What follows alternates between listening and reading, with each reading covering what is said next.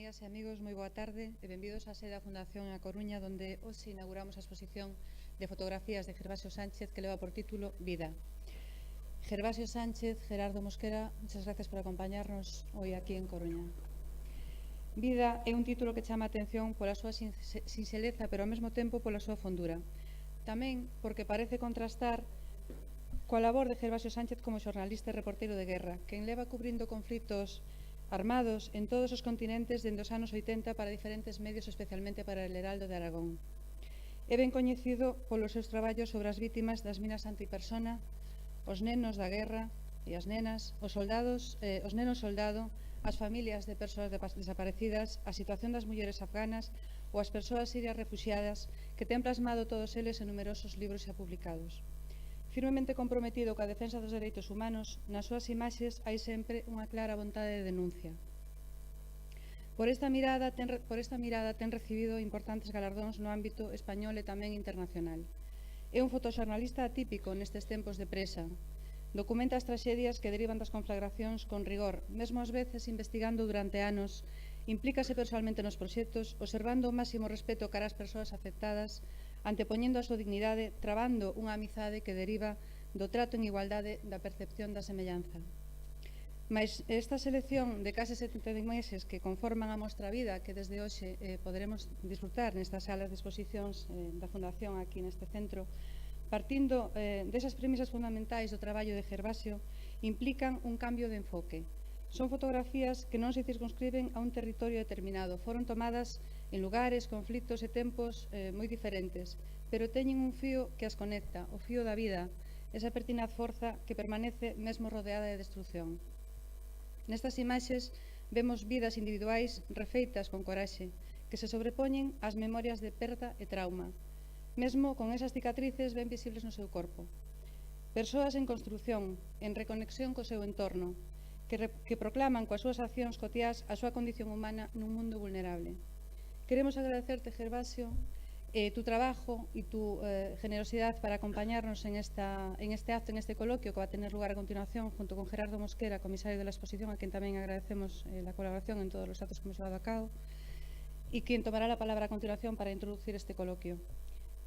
Como bien dice Gerardo Mosquera, hay poesía en estas imágenes. Es el triunfo inexorable de la vida. Celebrémoslo, pues. Muchas gracias y toma la palabra Gerardo Mosquera, comisario.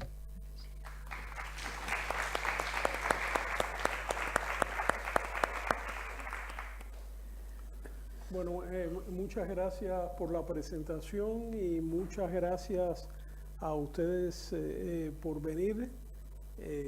Hace creo que 3 minutos comenzó el partido entre Argentina y Croacia, o sea que el hecho de estar aquí demuestra el gran valor de la obra de Gervasio, ¿no? Que es capaz de atraer un grupo tan numeroso de personas a este encuentro.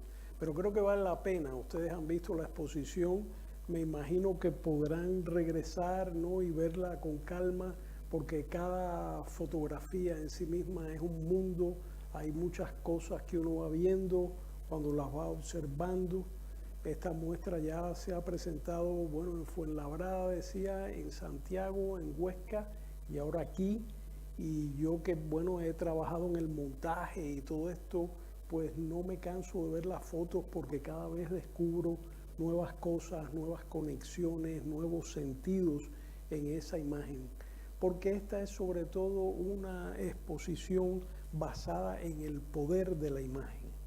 Con este poder de la imagen para nada disminuye el sentido testimonial y de reportaje del que nacieron esas imágenes, sino que por el contrario, como decía hace un momento, lo refuerza. Hay quien creo que se decía, ¿no?, que la Marsellesa en buena parte contribuyó al éxito de la Revolución Francesa, porque era un canto que movilizaba a las masas, ¿no?, por su valor de emoción. Y del mismo modo, en estas imágenes fuertes son capaces de sintetizar y de una manera de gran impacto meternos en esas tragedias y en esas situaciones que también ha reportado Gervasio, a menudo poniendo en riesgo su propia vida. La muestra, una versión reducida de esta muestra, se va a presentar el 16 de agosto en el Centro Cultural de España en la ciudad de Guatemala, uno de los países por donde Gervasio comenzó su obra como reportero. En una época muy difícil, en el año 84 creo que fuiste por primera vez a Guatemala, todavía estaba la guerra civil esta tan cruenta allí, ¿no? Y la muestra va a viajar después a San Salvador, a Tegucigalpa y a la Ciudad de México. Bueno, no van a ser estas mismas impresiones, estas impresiones posiblemente continúen circulando en España, pero sí la misma exposición, ¿no? Y una de las fotos, que es quizás mi foto favorita, y lo confieso, de la muestra, se va a presentar en cajas de luz en el espacio público en la ciudad de Guatemala, en las estaciones del Transmetro, y va a aparecer allí en estas cajas de luz donde usualmente se pone publicidad, va a aparecer ahí como una imagen inesperada, ¿no? Y es una imagen que para mí pocas veces, y me atrevo a decir esto, en la historia del arte yo he visto algo tan conmovedor y que resume ese sentimiento tan complejo que es el amor. Me refiero a la imagen donde está este chico Adis, sí, que sufrió debido a una mina, pues perdió un brazo, perdió un ojo, fue sometido a muchas operaciones, ¿no?, de reconstrucción, y en el cual él aparece junto con su esposa, ellos dos mirándose de perfil, no sé si recuerdan la foto, y él con su prótesis le toca el hombro a ella, y ella le toca ese brazo de él, ¿no?, de una manera muy cariñosa, muy casi sensual, ¿no?, pero es un brazo de plástico, ¿no? Y a mí me parece tan conmovedor y tan fuerte, ¿no?, porque es como un triunfo del amor sobre la tragedia, sobre la mutilación, sobre el físico, y queda resumido en esta imagen tremenda. No sé si la recuerdan, está aquí en el primer piso. Y bueno, es una imagen que nos habla, yo creo que es un gran escritor, Muñoz Molina, quien lo ha resumido, diciendo de la obra de Gervasio: en el disparo de su cámara siempre hay denuncia y siempre hay poesía. Y esta muestra ha querido poner el énfasis en esa poesía de la imagen de Gervasio. Yo quisiera, Gervasio, ya que hablamos de esta foto en particular, que por cierto se va a imprimir en camisetas también allí durante la Bienal País en Guatemala, que Gervasio muy generosamente ha donado sus derechos de autor para que se vendan estas camisetas para recaudar fondos en apoyo de las víctimas de la erupción del volcán de fuego que ocurrió recientemente en Guatemala, donde 20,000 personas perdieron sus viviendas. Entonces, Gervasio, quisiera un poco que nos hablaras de la historia de este chico que tú has seguido durante años, porque esa es otra característica de Gervasio. Los fotógrafos de guerra suelen ser fotógrafos del clic, es decir, toman la foto, a veces el fotón, ¿no?, y de ahí se van para otra guerra, se van para otro conflicto, ¿no?, y dejan todo atrás, ¿no? Gervasio, en cambio, sigue a las víctimas de la guerra, a menudo durante décadas, ¿no?, y se mantiene viendo, él ha dicho que las guerras no terminan con la firma del armisticio, sino terminan cuando los lugares, las personas se recuperan de los desastres de la guerra, ¿no? Desastres físicos, mentales, sociales, y él gusta de seguir ese proceso difícil de las víctimas de la guerra. Y entonces quizás los casos paradigmáticos han sido Sofía Alfase en Mozambique y Alguis, ¿no? Este chico, pero yo como soy cubano, si me dejan me convierto en un pequeño Fidel Castro y no dejo hablar a Gervasio, así que por favor. Bueno, buenas tardes, gracias a todos y a todas, sobre todo a todas, porque veo solamente mujeres en su inmensa mayoría, por estar aquí en la sala una tarde tan bonita para pasear por La Coruña, por estar aquí presente, por haber venido a la exposición. Muchas gracias a la Fundación por volverme a invitar a exponer en un lugar tan bello como es este lugar en La Coruña, y muchas gracias a Gerardo por siempre poner mi trabajo en la gloria, ¿no? O sea, da gusto escucharle y a veces incluso cuando habla, yo pienso, está hablando de mi trabajo, y yo en mi pequeño esquema mental digo, sí, está hablando de mi trabajo, lo cual te agradezco mucho que seas tan, ¿no? que has sido tan generoso con el análisis de mi trabajo, que hayas profundizado tanto en mi obra, que hayas conseguido sacar imágenes y ordenarlas de una manera totalmente distinta a como se habían ordenado anteriormente, pero que al final has conseguido que obras y fotografías que quedaban guardadas en cajas de los descartes que yo había hecho de mis trabajos acaben formando parte de esta exposición y de este libro que se puede comprar. Lo digo sobre todo porque si los libros se compran, luego los editores siguen haciendo libros. Si no se compran, es difícil que se haga. Por lo cual, abajo está el catálogo de este libro y de cualquier otro. Yo muy amablemente los firmaré todos al acabar el acto. La verdad es que el proyecto al que te refieres, Vidas Minadas, yo creo que lo inicio en 1995 porque estaba harto del bambán de la guerra. Estaba congestionado, estaba herido gravemente, había sufrido estrés postraumático en la guerra de Bosnia, se había acumulado un montón de violencia tremenda, porque coincidiendo con la guerra de Bosnia había cubierto Ruanda en el 94, Somalia en el 95, Sudán en el 95, Liberia también en esos años. Llevaba un trote de más de una década viendo a la gente morir por razones que desconocen. La inmensa mayoría de las víctimas de la guerra no saben por qué mueren, no saben por qué quedan mutilados, no saben por qué son arrastrados a la vorágine de la violencia de la guerra. Y de repente yo estaba buscando hacer algo distinto a lo que estaba haciendo hasta ese momento. Yo iba a los sitios voluntariamente, yo elegía los sitios a los que iba, pero siempre he sido muy autocrítico y había llegado a la conclusión de que en realidad yo no era el que elegía, a mí me arrastraba la ola mediática.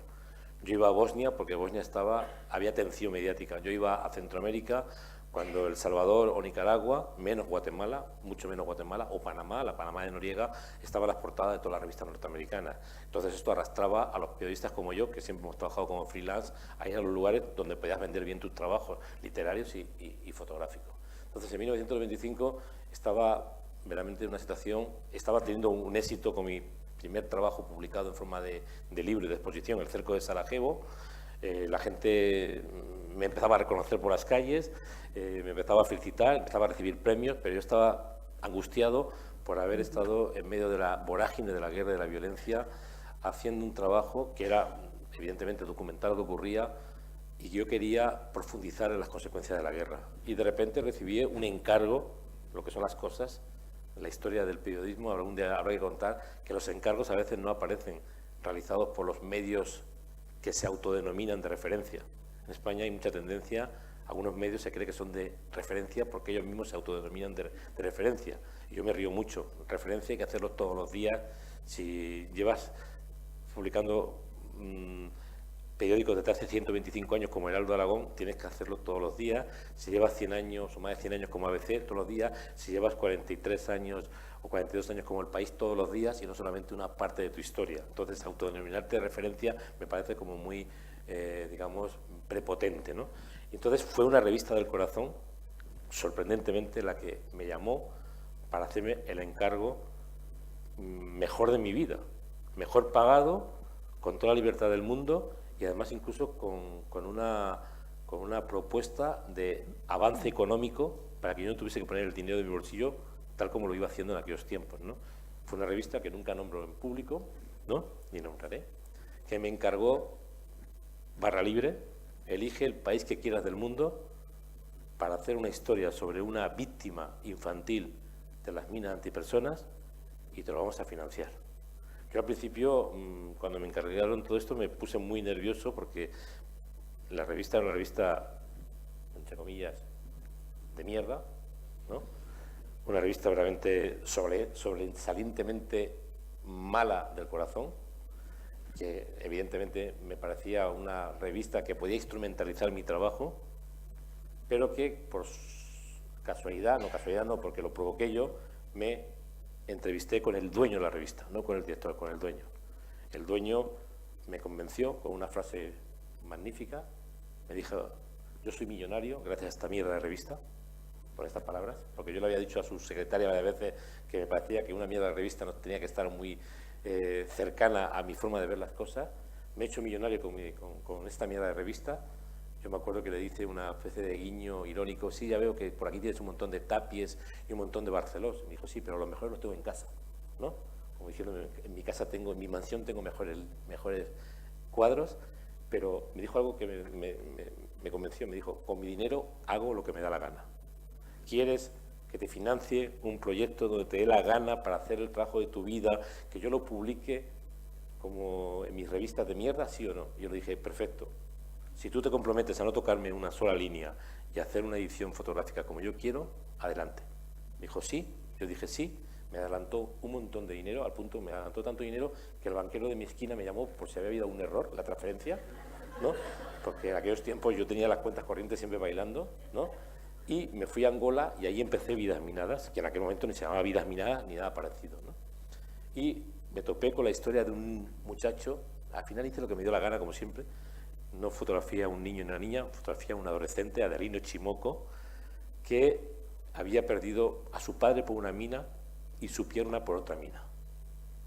Estuve con él 2 semanas en Quito, en Angola, una de las ciudades más destruidas que he visto en mi vida, y finalmente publiqué en una forma de serial esta historia en la revista de mierda durante 4 semanas. Fue sorprendente porque cuando la gente que compraba esta revista de mierda pasaba las páginas, de repente se encontraba una historia de un niño mutilado, un joven mutilado por una mina, donde en vez de haber 4 páginas semanales de una historia del actor de moda, la actriz de moda, o la princesa de moda, o la lady de turno, estaba esta historia. Y me di cuenta de que si permitían hacer lo que yo quería con este trabajo, podía llegar a un público que normalmente no se informaba más que a través de estas revistas de mierda, ¿no? Y así fue como empecé mi historia. Me lo respetaron todo, me pagaron muy bien y ahí empezó Vidas Minadas, ¿no? Posteriormente viajé a varios países y en marzo del 96, 3 meses y 4 días después de acabar la guerra de Bosnia, según Wikipedia, la guerra no acaba cuando dice Wikipedia, me encontré en el hospital de Sarajevo a un muchacho, Adis Esmayi, con 13 años, entre la vida y la muerte, que había manipulado una mina el día anterior y prácticamente lo habían llegado al hospital medio muerto.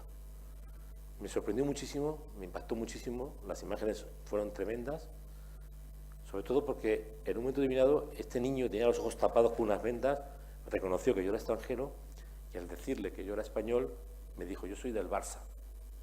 Y me deletreó toda la alineación del Barça de la época, de memoria. Yo me quedé clavado. Al final lo trasladaron a Italia, ahí le salvaron la visión, una parte de la visión del segundo ojo, y unos meses después regresé a Sarajevo para continuar su historia. En ese momento me puse en contacto con 3 ONGs importantes, Manos Unidas, Médicos Sin Fronteras e Intermón, que en aquel tiempo no se llamaban ni siquiera Oxfam, se llamaban Intermón solamente, y nos pusimos a trabajar en un proyecto que dura todavía hoy. De hecho, estoy preparando la 4ª parte de este proyecto, se va a llamar Vidas Minadas 25 años, con los mismos protagonistas, que lo voy a presentar el 25 de noviembre del 2022. Tomen nota, 25 de noviembre del 2022, para que puedan estar presentes en esto. ¿Por qué hago este tipo de trabajo? Primero, para curarme mis heridas internas. Al final es una manera de no ir al psicólogo ni ir al psiquiatra, sino y pagar. ¿Pagar cuánto es la sesión por 50 minutos de psicólogo? 70, 80, ¿no? Bueno, pues yo en vez de pagar 70, 80 me las pagan a mí, ¿no? O sea, voy a hacer el trabajo, intento curarme dentro de todas las anomalías que ha producido la violencia en mi interior, intentando equilibrar mi balanza anímica.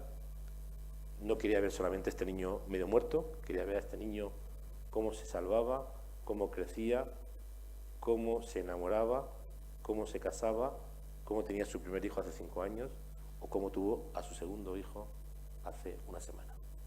Y evidentemente yo estaba en Sarajevo hace una semana. Esto es la manera de curarme. En realidad es una forma egoísta de no ir al psicólogo o al psiquiatra. Buscar las formas en que las historias de vida que aparecen en medio del desastre de la guerra, de guerras totalmente financiadas y influidas por nuestras potencias europeas, americanas, rusas, chinas, donde se hacen los mercados de la muerte, con nuestros bancos magníficamente cotizando y influyendo en el mercado de armas, con nuestros dirigentes, sean de izquierda, de derecha, haciendo mercadeo de la muerte, con nuestras empresas haciendo exactamente lo mismo. Yo quiero que brote de ahí una historia que permita pensar, primero, que las consecuencias de la guerra y las heridas de la guerra son para toda la vida. Un mutilado es un mutilado para siempre. Una niña como Sofía Alfaz de Fumo, que perdió con 11 años sus piernas y que además se llevó hacia adelante, se llevó la vida de su hermana María con 8 años, va a tener que cambiar de prótesis entre 15 y 20 veces en su vida. La pregunta que yo siempre me hago es, ¿quién va a pagar la factura? Ella no puede. Ponemos una demanda a los que pusieron la mina, los enjuiciamos, llevamos a los tribunales, al gobierno que la autorizó, al banco que la financió y a la empresa que la construyó. Y les pedimos 3 millones de euros para que esta muchacha pueda recuperar, al menos económicamente, el daño que le hicieron cuando era una niña. Entonces, por eso hago este tipo de trabajo, para demostrar claramente que la violencia desarrollada en las guerras no tiene nada que ver con esta idea del pasteleo, del impacto del efectismo que se produce de cuando en cuando una historia queda atrapada en las primeras páginas de los diarios. La migración no es el Acuario con 629, llegando a una ciudad donde hay 600 periodistas. La migración es un problema gravísimo que surge por culpa de los que estimulamos la violencia, que son nuestros gobernantes, que hacen negocios, que corrompen a gobiernos y que acaban arrastrando a millones de personas a buscarse la vida en lugares distintos. Eso es la migración. No un circo mediático, un fin de semana en Valencia, ni un circo mediático instrumentalizado por gobernantes por A o por B o por C. Es un tema de debate importante que afecta a toda la comunidad europea, que está haciendo un papel nefasto desde el punto de vista de lo que es la actitud de incapacidad para buscar una solución con un problema gravísimo que nos va a afectar en los próximos años y décadas, porque va a ser la gran historia del mundo en las próximas décadas, por una actitud absolutamente cínica, hipócrita y rastrera de sus gobernantes. Pues siento haberme ido por este lado, pero un poco para animar un poco el debate. Aquí en A Coruña se ha usado esta imagen para como símbolo de la exposición, que es una imagen también muy impactante, que este es una de las manipulaciones comisariales, ¿no?, que se han hecho en la muestra, o que he hecho yo, no culpo a Gervasio de esto. Esta foto tú la habías exhibido como parte de un conjunto de niños soldados, sí, ¿no? Y yo la extraje... En blanco y negro. En blanco y negro. Sí, sí. Y entonces la he presentado a ella sola porque me resulta una imagen también muy significativa. Está este niño de Liberia que tiene 16 años, con un arma terrible en la mano, un fusil M16, es un fusil de asalto de los más terribles que se fabrican, pero a la vez está montando una bicicleta. Es decir, es un soldado, usa un arma terrible, participa en la guerra, posiblemente hayan matado a personas, pero a la vez es un niño. ¿no? Está ahí en la bicicleta, ¿no? Este contraste que hay en esa foto a mí me parece muy significativo acerca de precisamente esta tragedia de los niños soldados y cómo queda plasmado también de nuevo en una sola imagen fuerte ese forzar a un niño a sacarlo de su mundo infantil y convertirlo en un soldado en una nefasta guerra civil. Yo quisiera que me hablaras un poco de esta historia de los niños soldados y cómo fue tu relación con ellos y el trabajo fotográfico que has hecho. Bueno, la verdad es que yo empecé a sorprenderme de que hubiese combatientes infantiles en Centroamérica. Recuerdo un día que conseguí un permiso militar que me permitió entrar en la zona controlada por la guerrilla salvadoreña, y cuando ya había pasado los últimos controles militares, yendo con un camión de reparto, de repente salté del camión porque me rodearon un montón de críos, 12, 13, 14 años, armados, ¿no? Y yo salté del camión a hacer fotos porque ni pregunté si podía hacer fotos. Me puse a hacer fotografías porque me parecía increíble que en la guerra hubiese gente tan pequeña, además los salvadoreños son por tendencia bajos, con fusiles tan grandes, que eran, incluso en aquellos tiempos eran más pesados que los actuales, porque el mercado de las armas se ha ido democratizando, se ha ido haciendo armas menos pesadas, por dos razones: para que fueran más baratas y hubiese un margen más de beneficio, y segunda, para que combatientes más pequeños las puedan utilizar. Entonces me sorprendió mucho y me quedé muy impresionado, y desde aquel día le di muchas vueltas a cómo era posible que la guerra del Salvador, o la guerra de Guatemala, o la propia Nicaragua, hubiese tantos combatientes juveniles e infantiles. Yo llegué a conocer guerrilleros con 10 años, que en realidad eran niños que habían perdido a sus padres y que les daban el fusil menos pesado, pero que iban a las unidades militares y aprendían desde los 10 años, y con 14 años ya eran los jefes de sección, y con 18 eran los comandantes de las unidades. Cuidadito. O sea, y tenían 8 años de experiencia militar. Un día me acuerdo que en El Salvador, después de acabar la guerra, a punto de acabarse la guerra, me encontré con un capitán de paracaidistas español que estaba bastante sorprendido de su encuentro en unos minutos con los combatientes de la guerrilla. Les dije: si te quedas aquí 6 meses, vas a aprender más de táctica y de estrategia militar que los 5 años que has estado en Zaragoza y los 10 años que llevas en los paracaidistas. Y es verdad que 2 meses después me lo voy a encontrar y me dijo: tenías toda razón, la academia militar no me sirvió para nada, me ha servido encontrarme a estos muchachos que me han enseñado más de la guerra y de la lucha de la guerra. Y yo le dije: pues al final te vas a convertir en un guerrillero casi comunista, ¿no? Tú que venías con una mentalidad totalmente distinta. Entonces yo, desde el principio de mi vida profesional, me encontré niños soldados. En el año 96, en Liberia, mayo, la situación era bastante encarnizada. Además, yo lo digo irónicamente, yo entré en Liberia con los americanos, con los Black Hawks americanos y los marines americanos pegando tiros en helicópteros hacia la embajada norteamericana, y salí con los rusos.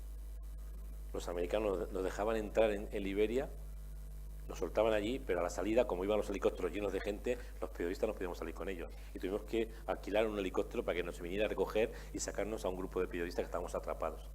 Por suerte, los periodistas compañeros eran muy generosos, y como había que pagar un montón de dinero por persona, per cápita, por sacarnos de allí, a mí me hicieron un precio especial porque era freelance, ¿no? Entonces, yo nada más llegar a Liberia, llevaba media hora a Liberia, vi cómo mataban a un tío delante mío. Tengo las imágenes, ¿no?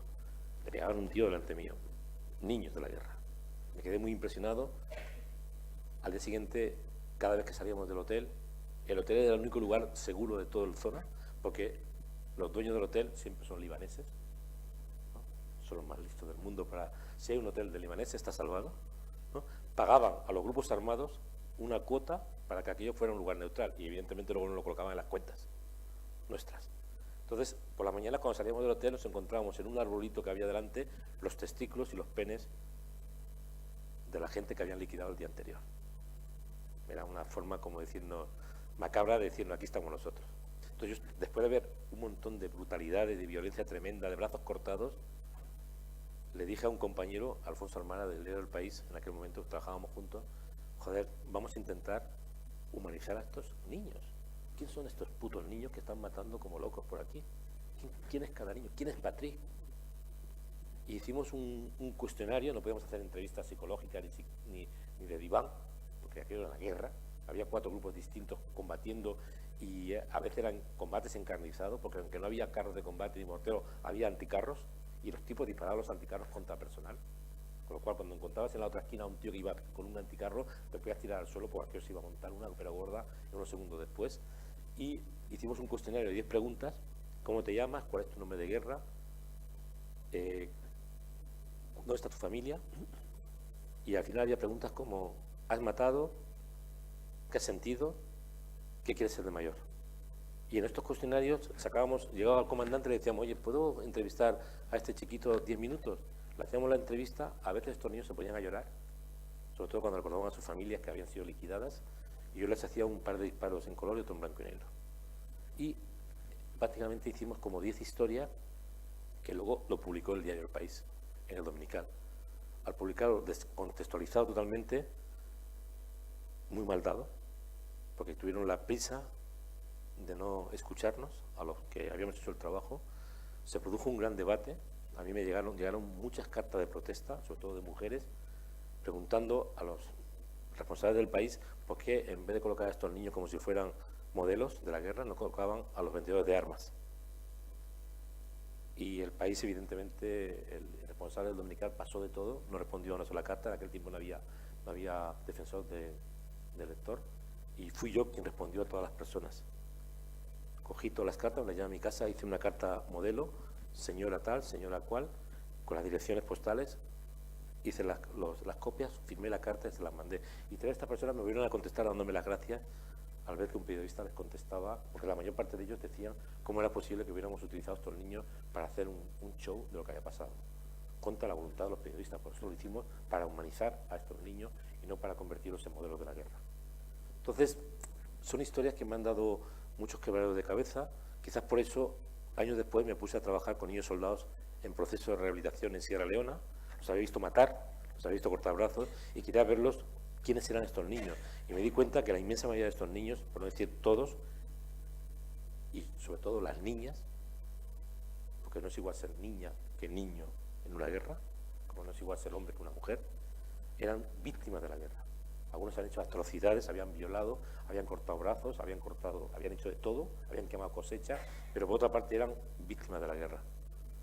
E intenté entender la mecánica de cómo estos niños, por las drogas y por la manipulación, acaban haciendo auténticas atrocidades, ¿no? Y muchos de estos niños finalmente se han convertido en modelos de rehabilitación. Y han llegado a formar familias, nunca jamás han vuelto a tener una actitud violenta, e incluso han sido capaces de superar la violencia de la guerra. Las niñas han tenido más problemas, porque la mayor parte de ellas fueron, por no decir todas, fueron esclavas sexuales, y la violencia sexual nunca la han superado, ¿no? Entonces, un poco es la intención de intentar, mi intención es intentar de nuevo entender que hay detrás de toda la oscuridad de la guerra y de la violencia. Si los que matan, ¿por qué matan? ¿Por qué es tan difícil encontrar en la guerra a personas que prefieran morir antes que matar? Porque casi todos los que he visto en la guerra han preferido matar antes que morir. Da igual que sean hombres que mujeres, porque yo he conocido combatientes femeninas. Las instructoras de niños soldados en Sierra Leona eran mujeres. Las que enseñaban a los niños a matar eran mujeres. Además era lógico, que es mejor que un niño de 10 años que tenga un modelo para el seguimiento, alguien que puede ser su madre, o una hermana mayor, mucho mayor. Entonces, al final, son preguntas que uno te va haciendo a medida que va avanzando para entender la condición humana, para entender por qué llevamos 10.000 años matándonos, con pruebas de que ya hubo hace 10.000 años muertos en el mundo en que vivimos. Gervasio, tu formación es como periodista. Cuando estuve en tu casa, ¿no? Que pasé 3 días ahí revisando archivos, ¿no? Y por poco tengo que yo pagarle al psiquiatra después, ¿no? Como no podía, tuve que, porque fue realmente una experiencia tremenda, ¿no? Ver ese acervo extraordinario que tiene Gervasio en su casa, todas estas carpetas con material que no ha usado, pero que es un acervo impresionante, del cual han salido muchas de las fotos que se presentan por primera vez en esta exposición, que es material que estaba allí, ¿no? A mí me impresionó mucho que tu extraordinaria biblioteca, ¿no? Gervasio tiene realmente la casa tomada por los libros, que no es lo que se suele ver cuando uno visita el estudio de un fotógrafo, ¿no? Pero lo que más me impresionó también es que no eran solamente libros sobre arte, fotografía, historia, temas políticos, sociales, etcétera, sino que había mucha literatura, muchísima literatura, ¿no? Y me doy cuenta que tu formación es también muy literaria, ¿no? Y un poco el Gervasio Sánchez fotógrafo ha opacado al Gervasio Sánchez reportero literario de guerra, ¿no? Pero lo eres, ¿no? Y es lo que comienzas a hacer, es decir, vas primero como un reportero, no como un fotógrafo. ¿Cómo cómo te adentras en el mundo de la fotografía? ¿Cómo es este proceso en que te vas reconvirtiendo en una suerte en un fotógrafo más que un escritor, aunque claro que sigues escribiendo y muy bien? Y de hecho, si no hubieras escrito no hubiera podido sobrevivir, porque de hecho de la fotografía es difícil vivir hoy día. Bueno, hoy día es imposible vivir, y menos si vas a una zona de conflicto teniendo en cuenta los costes, pero también era difícil vivir hace años, a no ser que estuvieses trabajando en un periódico, que nunca ha sido mi situación, ¿no? Ni siquiera los tiempos más bollantes del periodismo en España, donde los medios ganaban un montón de dinero. Hace unos días yo contaba una anécdota en la que una valoración que se me hizo en un diario importante, supuestamente de referencia en España, la valoración económica de unas fotos mías hechas en la guerra de Bosnia era tan verdaderamente vergonzosa que entraba en colisión con la cantidad de dinero que había ganado ese año anterior, porque estábamos hablando de febrero, el año anterior, de ese mismo grupo o de ese mismo diario. Era una especie como de insulto a la conciencia. Te valoramos menos para ganar más. Entonces, este es un poco lo que se ha hecho siempre en España. Siempre se ha valorado muy mal los trabajos de los periodistas, evidentemente en general, sobre todo si no eres staff de un gran grupo, y sobre todo se han valorado mal los trabajos de los colaboradores. Yo recuerdo que los medios con los que yo he trabajado, no hace falta que los diga, pero si alguien sigue mi trayectoria lo conocerá rápidamente, en los propios comités de empresa se discutía la subida salarial de los miembros del staff, y en cambio nunca se discutía lo que iba a mejorar la situación de un colaborador. Con lo cual yo he estado trabajando años y años cobrando lo mismo, que era menos, porque cada año había más inflación, y a mí no se me tenía nunca en cuenta dentro de este tipo de análisis. Entonces, al final, he tenido que escribir, he tenido que fotografiar, he tenido que hacer incluso radio, que me gusta mucho. Llevo 22 años trabajando con la BBC, Servicio Español de la BBC, y con la cadena SER 24 años con la BBC y con el servicio, pues fue en el 94 cuando empecé, y empecé además en Ruanda a trabajar con ambos medios. Y me gusta mucho la radio por su fuerza, por su disponibilidad en cualquier momento para entrar en directo. Si tienes una gran historia, lo revientan todo y te dan el pase, y eso me encanta, de poder escuchar que el otro lado de la radio le dice la conductora de un programa a un ministro, perdone, pero tenemos a Gervasio Sánchez en Afganistán, y el ministro se tiene que meter un puntito en la boca, que además vendría muy bien que los ministros se metieran un puntito, y la ministra un puntito en la boca, de cuando en cuando, para dejar de marear a perder y sobre todo de sofocar al público, ¿no? Que es lo que acaban haciendo muchas veces los políticos, ¿no? Entonces, yo he tenido que hacer este tipo de cosas para poder sobrevivir. Yo empecé muy tarde en la fotografía. Yo dirijo un seminario ahora en la Albarracín Teruel desde hace 18 años, y hay fotógrafos de 20 años que vienen con unos trabajos, fotógrafos y fotógrafas, cada vez más mujeres que hombres, unos trabajos extraordinarios. Yo con 20 años no sabía fotografiar. Mi padre tenía una cámara que no se la dejaba, no me la dejaba a mí, ni de casualidad. El otro día descubrí una foto que yo hice cuando era pequeño, que seguramente mi padre me la cruzaría aquí, me la agarraría al cuello para que no se me cayera de las manos, pero nunca me la dejó. Y yo lo que hice fue un día que quería viajar a un país, comprar una cámara con mi dinero. Mi jefe, que yo trabajaba de camarero en un restaurante, me enseñó cuál es la relación entre la velocidad y el diafragma, y empecé a hacer fotografía.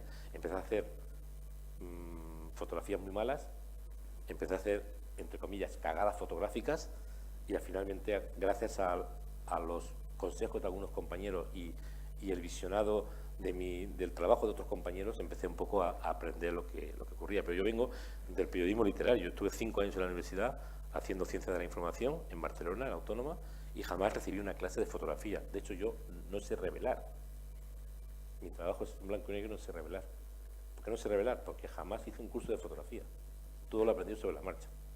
Lo he aprendido pues con muchos obstáculos, pero he intentado ser muy autocrítico, no me he conformado nunca. Cuando alguien me ha dicho esto es una mierda, he valorado por qué me lo decía.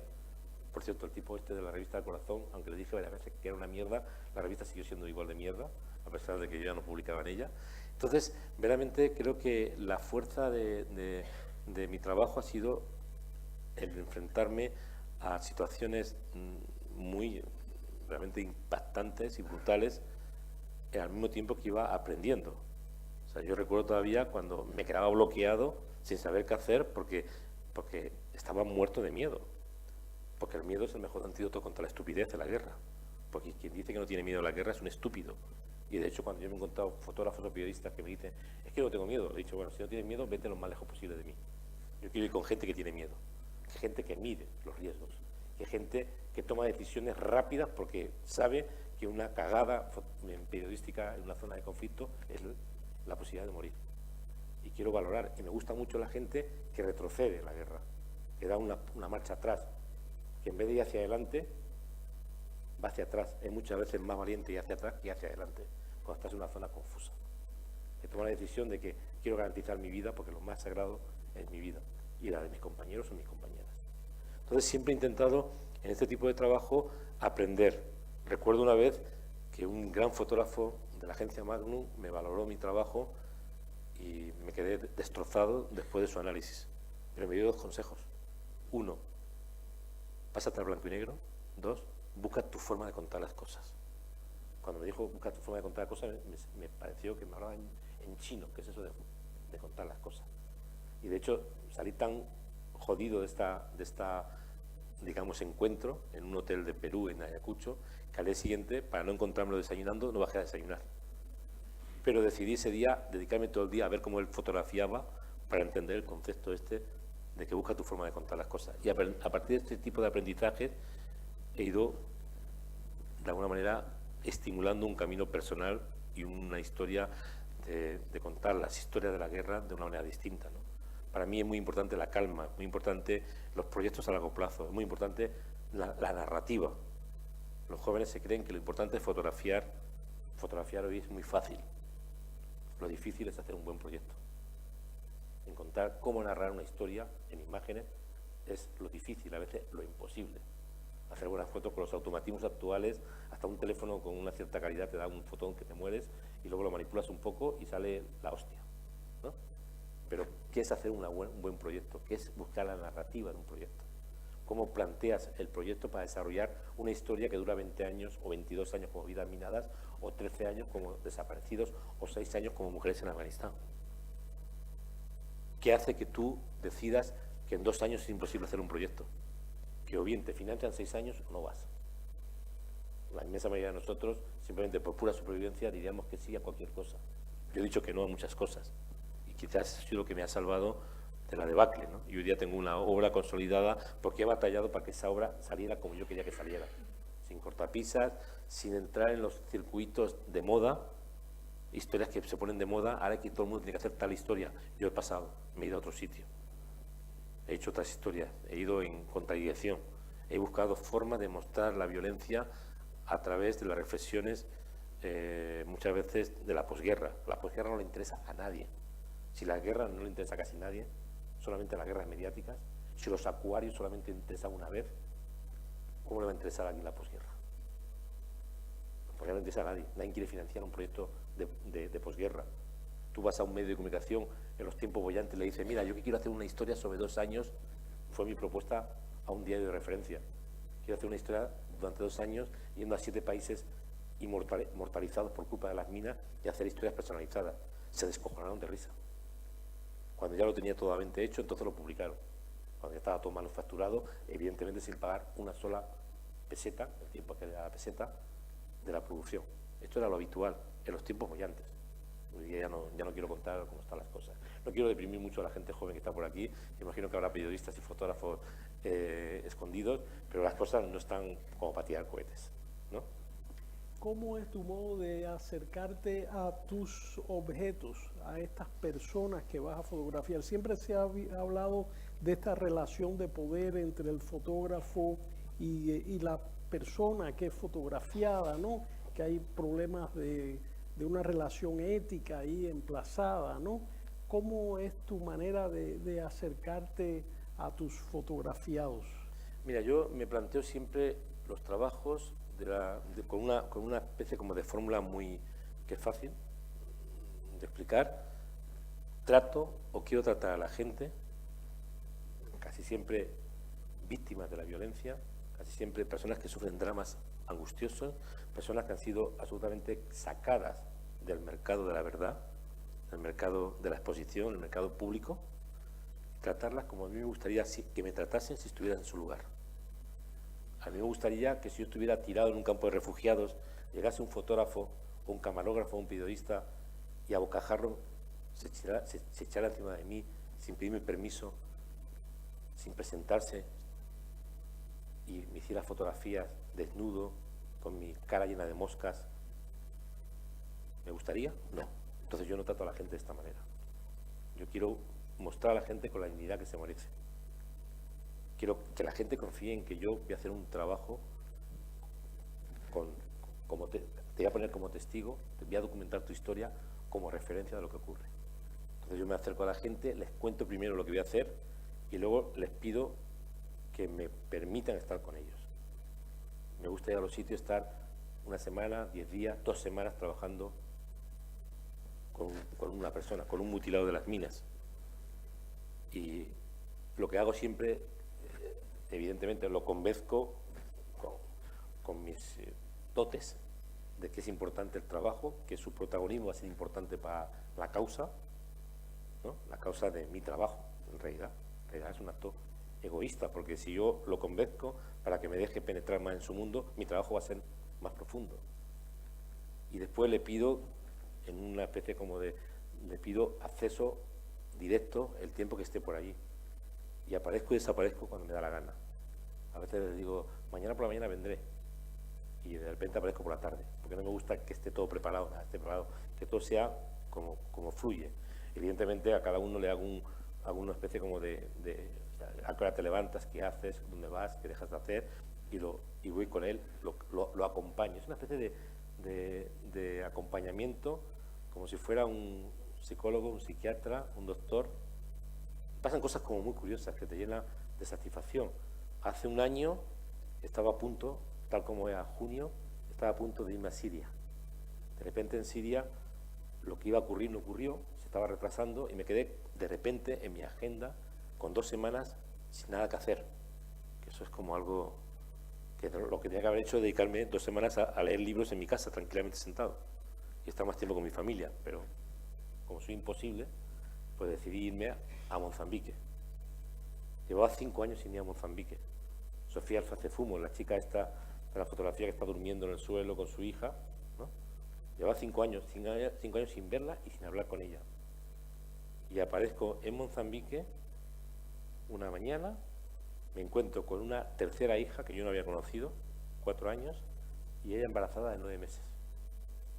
Al punto que horas después de llegar yo se puso de parto. Sus últimos 2 hijos eran de una tercera pareja a la que ella ya había echado de la casa porque el tipo era un vividor, aparte de un borracho. Y se pone de parto, ¿y quién la lleva al hospital? ¿Quién la acompaña al hospital? ¿Quién ve nacer a su hijo? A su hija, perdón. ¿Y quién casi le pone el nombre a su hija? Soy yo. Entonces, para mí fue muy emocionante estar al lado de una chiquilla que conozco desde los 13 años, que podía ser mi hija, que yo podía ser el abuelo de sus hijos, que podía ser cualquier mujer golpeada por la violencia, porque en África especialmente mujer mutilada es igual a mujer abandonada, y que de repente aparece ahí su nacimiento. Fue brutal. De hecho no hice fotos del nacimiento. Fue tan duro que dije, estas fotografías nunca las podré publicar, con lo cual hice vídeo. Pero hice vídeo para que si algún día alguien me pusiera en entredicho que en África se pueden hacer de partos tan duros, tener la prueba. Porque ella no nació con las piernas abiertas. Ella no dio a luz con las piernas abiertas. Ella dio a luz con los muñones abiertos. Imaginaos una mujer a la que conoces desde hace 20 y tantos años, abierta de piernas, desnuda, en una habitación que hacía un calor espectacular, con una serie de mosquitos de la malaria dando vueltas y con un servicio médico que evidentemente en África no se perturban hasta que no aparece la cabeza de la niña. Y cuando empieza la cabeza empieza a llegar ahí la comadrona para ayudar al parto. Y yo allí, testigo, sin comerlo ni quererlo, de un parto impresionante presente en el momento en que nacía la cuarta hija de una de las protagonistas de Vidas Minadas. Eso no tiene precio, no está pagado por nada. Ni tus mejores fotografías, ni tus mejores trabajos pagan lo que significa esto. Para mí esto es la sal del trabajo de un fotógrafo que busca dignificar a las víctimas de la violencia. Si te parece, abrimos al público por si tienen alguna pregunta para Gervasio. O para Gerardo, No. que me puede explicar muy bien cosas de mi trabajo. Sí.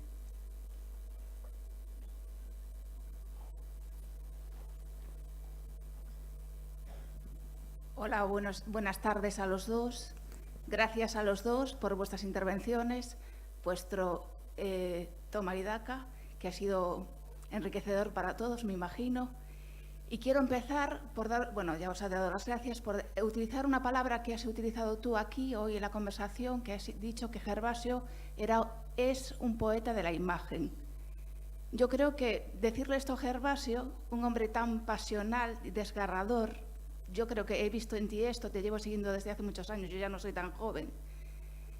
Creo que es como la calma, encontrar la calma que él está desesperada, con ya un poco de sosiego, buscando dentro de sí y en el mundo exterior al que va con cierto desasosiego.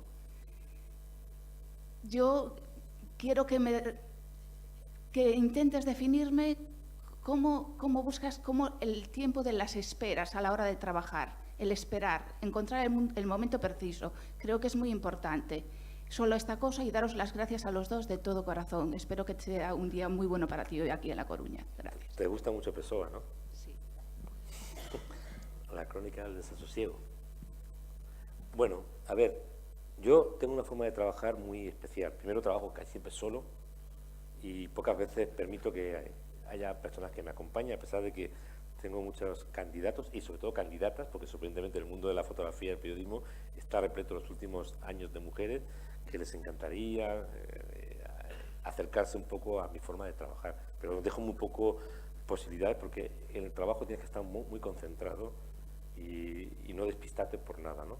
Entonces a mí me gusta llegar a los sitios, insisto, hablar con la gente, contarles lo que hago y convencerles. Si una persona me dice no, es no. Y me voy. Me voy después, evidentemente, pero entiendo siempre, si tengo una buena historia, o sea, yo he recibido pocos nos en mi vida, pero he intentado por todos los medios convencer por qué estoy allí, he dado las razones. Sofía, me acuerdo cuando yo le pregunté, me gustaría hacer una historia contigo, ella me dijo, a mí también, pero antes tienes que pedir permiso a mi mamá. Y yo le dije, pues vamos a ver a tu mamá. Y llegué a su mamá, le conté lo que estaba haciendo, y su mamá y su padrastro en aquel tiempo, porque su padre murió en la guerra, me permitieron estar con ella. Y me han permitido estar con ella siempre. Cuando llegué al hospital de Sarajevo y encontré a un niño entre la vida y la muerte, yo llevaba 4 años trabajando en ese hospital. Me conocía hasta el último apuntador. Y me permitieron entrar a la habitación, que estaba prohibido porque era una habitación de menores, porque era yo. Cuando encontré a Sokien Man en Camboya, con toda la mitad del pie, le había saltado una mina y a punto de cortarle la pierna, convencí a los médicos para que me dejaran estar en la amputación. Y no fue ninguna broma. Entonces, me gusta empezar las historias de cero. O sea, yo quiero estar con ese niño que le cortan la pierna y que unas horas después lo encuentras que ha despertado la anestesia sin pierna. Quiero empezar la historia ahí, un momento doloroso, un momento brutal. Y luego quiero ver cómo esa historia va creciendo. Si es posible que vaya creciendo a más. Entonces, cuando voy a los sitios, me llevo... O sea, yo normalmente lo que hago es, si tengo que ir con un taxi o con un coche a 40 kilómetros de la capital, le digo al taxista, mira, llévate la comida, llévate libros para leer, lo que te dé la gana. Nos vamos por la mañana y volveremos por la noche. O volveremos cuando a mí me dé la gana. Yo lo hago mucho, como no tengo mucho tiempo, cuando tengo cosas que me gustan a los periódicos, que cada día es menos, recorto y lo guardo. Me llevo un montón de papeles y voy leyendo reportajes, voy pendiente. Ahora se van a dormir, pues se van a dormir. Ahora me acerco, están durmiendo. Hostia, me gusta la luz, hago una foto. Ahora espero a que se despierten, se despiertan. Ahora espero a que coman, comen. Y estoy allí, como intento ensombrecerme, intento como si no estuviera presente. Lo que para mí es el momento ideal es cuando yo no estoy. Aunque estoy, nadie me ve. Y todo lo que ocurre fluye, porque igual están hasta las narices de mí, y por eso ya ni me miran, pero estoy ahí presente. Y ahí es cuando se van produciendo las situaciones especiales. Todas mis fotografías están bien hechas, están bien enmarcadas, están bien encuadradas, están bien de luz, más o menos, porque eso entiendo un poco, pero encontrar ese momento increíble pasa de cuando en cuando. Tienes que estar ahí presente para vivirlo y no perdértelo. Entonces ahí tienes que tener una gran paciencia, una calma. No puedes ir a los sitios corriendo. Quedarte una historia de un seguimiento de una víctima de una mina o de una persona que está contando una historia dramática sobre la desaparición de su ser querido en un rato, es un insulto a la memoria, es un insulto a la conciencia, es un insulto al trabajo de un fotógrafo, de un periodista. Si no tienes tiempo, lo pintas. Y si no puedes ir 4 días, porque no tienes el tiempo, pues buscas una historia más sencilla de hacer. Pero no te metas en algo emborronado como es la documentación o documentar la historia de una persona si no tienes el tiempo para hacerla. Porque si no te va a salir todo un asalto de mata. O lo vas a provocar, o vas a influir para que ocurran las cosas, o vas a montarlo. Porque las fotos... Otro día le enseñaba a una persona una fotografía mía muy potente. Digo, esto de aquí lo montas y evidentemente se nota. Al no montarlo, estar presente y tener el acceso, sale una foto como esta porque se produce el momento en que tú estás preparado. Estás tomándote un café con una pareja y de repente se produce una caricia y una mirada y un corte de mirada. Tú estás ahí y es ese momento en que tú rápidamente tienes que hacer la foto. Ellos no se molestan porque no te ven. Estás pero no estás. Te has vuelto invisible. Eso es la fotografía. Eso es documentar una historia en tiempos de desastres, ¿no? Pero yo seguramente actuaría igual si tuviese que fotografiar una pareja de novios que me piden, oye, fotografiámonos en la intimidad. Pues yo me metería en la intimidad y evitaría que me vieran para que ellos pudieran sentirse más libres y yo pudiese hacer mejores fotos. La intimidad no significa solamente la cama. Puede ser el momento en que se miran, que se besan, en que cocinan, que discuten, que se pelean, que hacen cosas rutinarias. ¿Te he respondido? ¿Más o menos? Sí. Francisco Puñal. Bueno, ante todo, muchas gracias a los dos por esta muestra excepcional, por hacernos visible lo invisible, por traernos estas historias, estos dramas humanos. Quería preguntarle un tema un poco apocalíptico, pero es lo que nos toca, y es la situación del fotoperiodismo actualmente, cuando los medios deben miles de millones a los bancos y no tienen una independencia y no tienen una situación. Para los que estudiamos el fotoperiodismo, nos acordamos de aquella revista legendaria, la revista norteamericana Life, por ejemplo, y hay otras revistas francesas donde lo más importante era la foto, o sea, ahí sentaron una cátedra. Desgraciadamente, ahora ya no es así. Entonces, ¿cómo usted pudiera, y también Gerardo, ustedes dos, pudieran valorar o diseñar el futuro para el fotoperiodismo y para los jóvenes fotógrafos actuales? Pues habla tú un poco.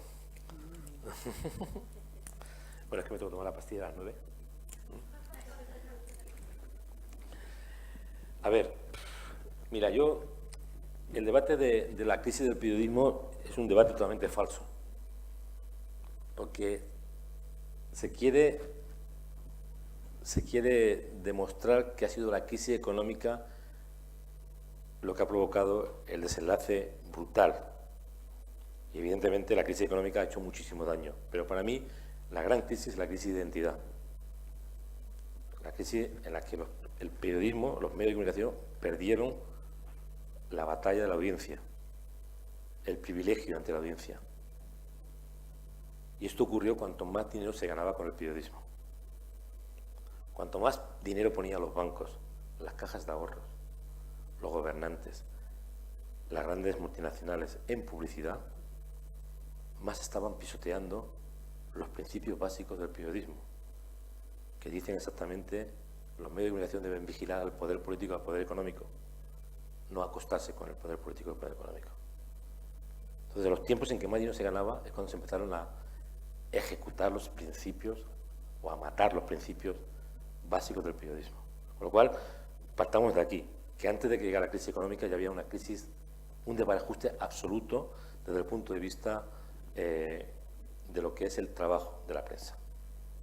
O sea, hoy día, cuando se habla de algunos medios, se suele intentar hacer creer que su situación económica actual es lo que ha provocado su incapacidad para generar historias que el público aplauda, porque son en realidad historias de investigación, de investigar a los poderosos, que es lo que se tiene que dedicar la prensa, o se debería dedicar a la prensa.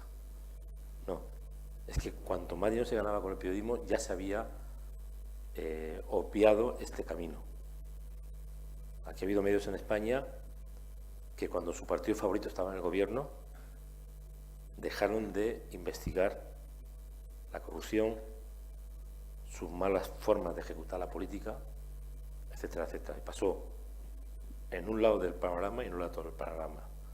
Y ha pasado en Madrid, ha pasado en Barcelona, ha pasado en Galicia, ha pasado en Asturias, ha pasado en todas partes. Entonces, hoy día la excusa es la crisis económica. Y claro, como todos los medios están endeudados hasta las cejas, porque se han metido en operaciones económicas brutales, al punto de dilapidar, y no me refiero solamente al Grupo Prisa, me refiero a todos los grupos, porque ha pasado con Unidad Editorial, ha pasado con el Grupo Vocento, ha pasado con el Grupo Prisa, ha pasado con todos los grupos. Han dilapidado fortunas en peloteras económicas, en ajustes, en competencias desleales, en ser incapaces hace 20 años de entender que si no se pagaba por el digital iba a ser un desastre. Hace 20 años. ¿No? Lo que se están planteando ahora lo tenían que haber planteado hace 20 años, entonces no hubiera habido debate, todo el mundo hubiera pagado por el buen periodismo, no por el periodismo de mierda, eso suele hacer habitualmente. Entonces, estamos en una situación en la que salidas hay pocas. Hoy un medio, que no voy a decir el nombre, ha llamado a Fundación para pedirle a una persona de la Fundación que hiciera una foto del autor de la exposición porque no pueden mandar un fotógrafo. Y no estoy hablando de la hoja parroquial del pueblo más pequeño de Galicia. No estoy hablando de la hoja del medio independiente de Internet más pequeño que pueda haber en el mundo. Estoy hablando de un señor que me ha hecho de un medio cuyo periodista me llama por teléfono para hacer una entrevista que espero que mañana aparezca o pasado, que irá pues una página entera con mi voz. Con mi voz. Imaginaros, hace 4, 5 años, 6 años, perdón, me dieron el premio, cuando yo presenté mi exposición del Premio Nacional de Fotografía, al día después me fui era el 2012, me fui a un pueblo de la provincia de Alicante o de Murcia, y ese día el diario más importante, La Verdad de Murcia, había tomado la decisión de echar a todos los fotógrafos de la empresa. Entonces, con todos mis respetos, dejémonos de mandar 600 periodistas a filmar acuarios a Gogó.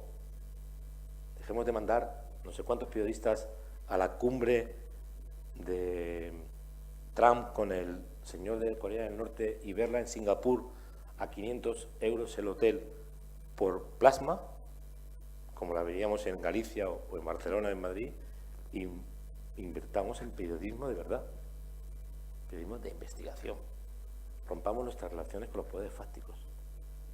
O hagámonos respetar ante los poderes fácticos, diciéndole a los banqueros, los empresarios y los políticos, nosotros vamos a ser a partir de ahora respetuosos con la opinión pública y no vamos a dar gato por liebre nunca más. Esta sería mi fórmula si yo fuera director de un medio, que no lo voy a hacer nunca, evidentemente, porque entre otras cosas tengo cosas más interesantes que hacer que ser director de un medio. En la fotografía periodística, que es el pariente pobre del periodismo, o sea, si ya de por sí no se invierte en periodismo, aunque sí que se invierte en columnistas, en opinión, en tertulianos de cuarta categoría. Se produce una muerte en el Mediterráneo en el 2015, un niño aparece ahogado y se monta una orgía declarativa en España que alucinas en colores. Y tipos que están cobrando un barrizal de dinero se hacen columnas sin haberse jamás embarrado en la violencia de una guerra. Y hablan ex cátedra sobre lo que pasa, lo que deja de pasar, sin saber lo que es el dolor humano y el drama humano. En cambio, al fotógrafo que está sobre el terreno le pagan una mierda o ni siquiera le pagan. Esto es lo que pasa. Fotógrafo o periodista. Eso lo pasa habitualmente. No sé, yo soy un poco pesimista o realista, pero hay que empezar a cambiar las cosas muy radicalmente para que las cosas intenten mejorar. O sea, a mí me vienen muchísimo a menudo jóvenes fotógrafos y fotógrafas, periodistas, pidiéndome consejo. Mi consejo siempre es el mismo: o búscate una alternativa laboral o vete de este país. O sea, empieza ya. Si tienes 18 años y quieres ser periodista, estudia inglés, chino o árabe y chino, y fortalece tu currículum con muchos de esto, y vete a Inglaterra, vete a Alemania, vete a Francia, vete a cualquier parte, pues aquí te van a maltratar siempre. Te maltrataban cuando yo era joven, pues te siguen maltratando hoy día. Entonces, simplemente yo creo que ese es el camino. O búscate una alternativa laboral, trabajas 8 horas en cualquier trabajo y después te dedicas 16 horas del día restante a hacer periodismo. No comas mucho, no te enrolles mucho con tu pareja, o si te enrollas rápido, aquí te mato, aquí te espero, para poder trabajar como fotógrafo y periodista haciendo historias cercanas a tu casa, porque serán las más fáciles de financiar. Como te quieras ir a la India a hacer el turista barato, te vas a gastar el dinero de un plumazo. ¿Te he contestado? Bueno, difícil, ¿no? Es que no te... ¿Sabes qué pasa? Un poco triste el panorama. El problema son las causas, ¿no? Como usted ha dicho, porque verdaderamente es la degeneración de la sociedad de mercado que va apabullando todo, porque no solo es la del fotoperiodismo, son otros elementos más de la sociedad. Pero bueno. Pero usted me ha preguntado sobre el fotoperiodismo, pero si quiere podemos hablar del mundo de la política, del mundo de la banca, podemos hablar de todo, sin contemplaciones. No, gracias. Bueno, una última pregunta. Y nos vamos a ver la segunda parte de la Argentina-Croacia.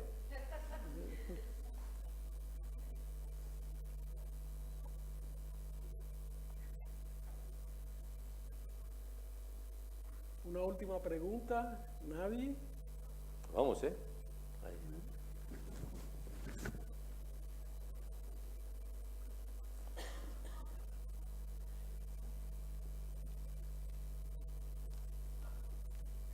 ¿Se oye?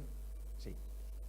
Hace algunos años había visto un libro editado por, no sé si había sido el Ayuntamiento de Zaragoza, con fotografías de Sarajevo, de cuando había estado por allí. Si no recuerdo mal, Sarajevo. Yo tengo una memoria muy mala, memoria pez, así que recuerdo que eran los Balcanes, y recuerdo una foto de una biblioteca, vale, y el antes y el después. Yo no sé si volvió otra vez allí.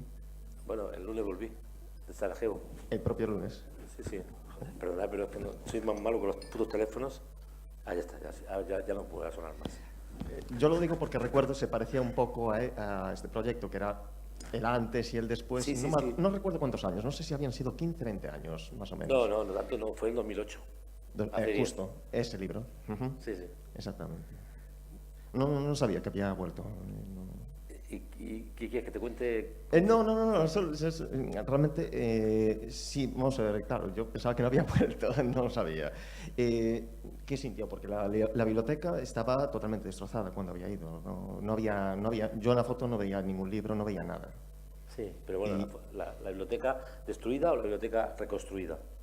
El sentimiento al volver a verla reconstruida realmente, porque, claro, vamos a ver si ha vuelto, Sí, comparado, ¿qué se siente ahora allí? ¿Qué se ve allí? La semana pasada estuve en la biblioteca de Sarajevo. Sí, pero ¿qué se respira? Sí, te lo cuento. A ver, esa biblioteca significaba muchas cosas en los Balcanes. La biblioteca son los puntos de encuentro entre las culturas, los puentes de integración entre diferentes formas de ver el mundo. Las bibliotecas son los lugares donde se acumula el conocimiento. Cuando en agosto del año 92, el 25 de agosto del 92, 25-26 de agosto, domingo, el jueves era 26 de agosto del 92, los radicales serbios que cercaban la ciudad bombardearon con bombas incendiarias la biblioteca. Lo que querían hacer exactamente era destruir los puentes de convivencia. Para que la guerra funcione hay que destruir los puentes de convivencia. Para que la guerra funcione hay que deshumanizar al contrario. Para que la guerra funcione hay que convertir al contrario en un enemigo. Así funcionan los conflictos. Porque hay que acabar con la empatía del vecino, hay que acabar con las relaciones entre amigos, entre vecinos, entre familiares incluso. Eso es la guerra. Hay que preparar la atmósfera ideal que siempre se prepara de manera civilina por gente que sabe manipular muy bien la conciencia de los seres humanos, sabe estrujar muy bien las debilidades del ser humano y crear las conciencias. Entonces, cuando se destruye la biblioteca de Sarajevo, yo personalmente no estaba en Sarajevo ese día, pero llegué 3 días después, 4 días después. De hecho, entré en Sarajevo el día de mi cumpleaños, que es el 29 de agosto. Y 3 días después de ese 29 de agosto, entraba por primera vez en la biblioteca. Fue un momento muy emotivo. Primero porque un niño de 5 años, llamado Edo, que mi querido amigo Alfonso Armada lo bautizó como el guardián de las cenizas, nos dirigió, para que no nos matásemos en medio del todo la debacle, hasta la sala central. Aquello era un mar de ceniza. O sea, yo llegaba, la ceniza, metía la pierna y llevaba la ceniza por aquí.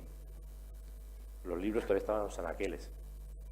Yo llegué a tocar libros que se me desmoronaron en las manos para siempre. Era impresionante. Desde el año 92 hasta el año 95, que acabó, según Wikipedia, la guerra, yo entré decenas de veces en esa biblioteca. Entraba para protegerme de los bombardeos. Entraba cuando tenía mucho frío para tener algo más de calor. Entraba cuando hacía mucho calor para tener algo más de frío. Entraba para llorar. Entraba para a veces sentarme encima de las piedras y escribir mis notas y ordenar un poco las notas del día y luego hacer una crónica que tenía que hacer muchas veces a toda velocidad para poder mandarla a tiempo. Entraba para muchas cosas. Entraba por muchas razones. Y durante la guerra entré muchas veces. De hecho, incluso el día que hice esa fotografía con el haz de luz, que era domingo, primer domingo de julio del 93, entré por casualidad, por hacer tiempo. Estaba esperando una entrevista, me pasé por allí y tomé esa fotografía.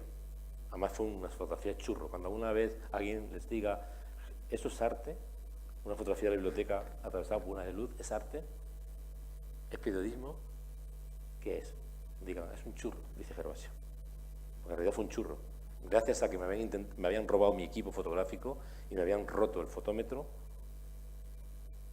erré la primera exposición, erré o cagué, bueno, eso ya son a título, pues, normalmente los fotógrafos decimos cagamos la exposición, yo digo erramos la exposición, y al darme cuenta fuera de que había errado la exposición, porque estaba tirando a 100 asas como si fuera 400 asas, entré corriendo por muy poco tiempo y me encontré la de luz.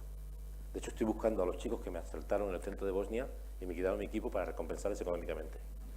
Porque gracias a esa fotografía tengo una especie como de salvoconducto para mi tierna años de vejez. Porque es una fotografía que me ha dado muchas alegrías económicas. Entonces es una fotografía que yo siempre les he dicho a los sarajevitas, si yo estuviera en vuestro lugar, no rehabilitaría la biblioteca de Sarajevo.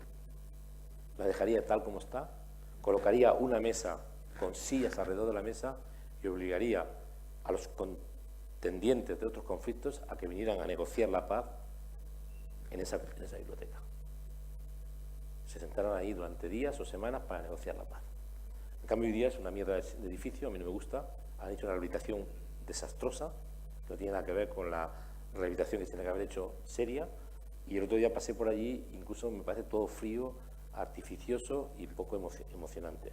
Por suerte, por fuera se mantuvo el recinto más o menos como era, no se cayó a trozos, se destruyó la parte de arriba y cayó todo para abajo y se incendió, pero la parte de la estructura de fuera se mantuvo firme y más o menos está igual que siempre. O sea, si no entras dentro, parece la de siempre. Si entras dentro, parece otra.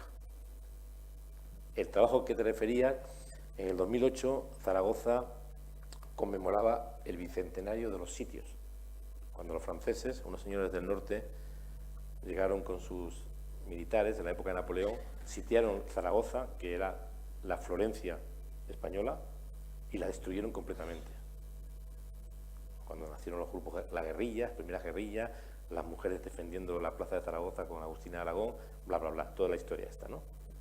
Entonces, se hacía el bicentenario de los sitios en el año 2008, pues eso pasó en 1808, y me pidieron hacer algo. Y yo quería volver a Sarajevo para fotografiar los mismos lugares que había fotografiado durante la guerra, con los mismos encuadres, para ver el cambio. Entonces, me elegí 40 o 50 fotos mías de Sarajevo, me fui a Sarajevo y busqué a los protagonistas de algunas de las historias y luego también reflejé en ese trabajo el antes y el después, con una diferencia de 15 años. El antes, la guerra en blanco y negro, el después, la paz, o la paz superpuesta, o la paz ficticia, como quieran llamarla, en color. Paz entre comillas. ¿Eh? Paz entre comillas, entiendo, sí. Paz entre comillas. Sí, Paz. la pintura no tapa. Bueno, la paz que siempre, como yo le digo a los colombianos, siempre es imperfecta. La pintura no tapa los agujeros, allí en principio. Más o menos. Ya me respondió al principio, pero el resto de la historia estaba bien también, al principio de todo. Lo digo porque noté que trataba de... Bueno, en fin. ¿Notaste qué? No, que digo que me respondió al principio de todo, pero el resto de la historia estaba también... ¿Te ha gustado, no? Claro, hombre. Si Entretenida, es ¿no? que, sí, la verdad es que sí. Yo no sé si alguien más tiene alguna pregunta. Sí, sigo preguntando. Ya hasta mañana. Bueno, creo que vamos a terminar con la paz. La paz os doy, la paz os doy. ¿Cómo es? La versión esta religiosa, la paz. ¿Cómo es? La paz os doy, la paz. La paz os doy, la paz os dejo. Muy bien, así me gusta. Y les agradezco la asistencia, los invito a que regresen a la exposición, porque hoy, bueno, ha sido una visita muy rápida. Realmente la exposición tiene muchas capas de sentido y de emoción y de sensibilidad, que es una gran oportunidad tener este resumen de tantos años de trabajo de Gervasio presentado aquí en las estupendas salas de la Fundación, y el catálogo que se hizo para la exposición puede ser consultado en la primera planta, que hay un ejemplar ahí para uso del público, puede ser adquirido. Y a la vez quería decirles que en este monitor que está también a la entrada, a la salida de la exposición, en la primera planta se puede ver el documental que le hizo la televisión a Gervasio para la serie de Imprescindibles, que es un material también de gran interés. Así que bueno, pues muchas gracias.